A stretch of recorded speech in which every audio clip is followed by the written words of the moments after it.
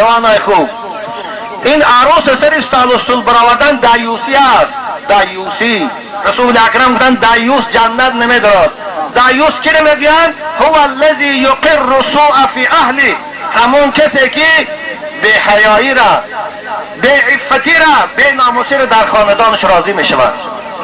دخترش فاحشه است میداند دم نمیزند، زنش بی حیاست کنیروز میگرد میداند دم نمیزند، دختر شبها میرد کجا رستوران و ویچنها میداند دم نمیزند، دخترش در معرکه پیش بچه ها میبرد سینه هاش میجنباند کلش میجنباند دم نمیزند. این دایوس میگوید.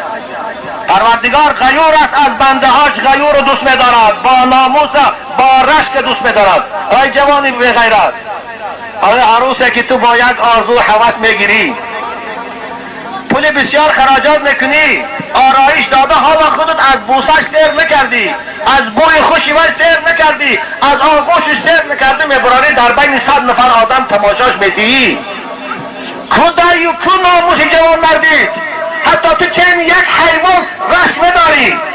حالا شما در جای شما اسب بسیار های، یک کره را اگر شما در 10 بیتل مونه، همون کره یگان اسب نری دیگر نزدیک آمدن نمیموند. چون شما چنین یک اسب غیرت نداره، عروساتون فساد میکنه پیش آدم میبراره. چون چنین یک خروس غیرت نداره، یک خروس 10 ماسکیان صاحبی میکنه، خروسی بیگانه نمیموند. شما نمیتونید زنتان از نظری بیگانه نگاه داره. ما میگیم من مسلمانم.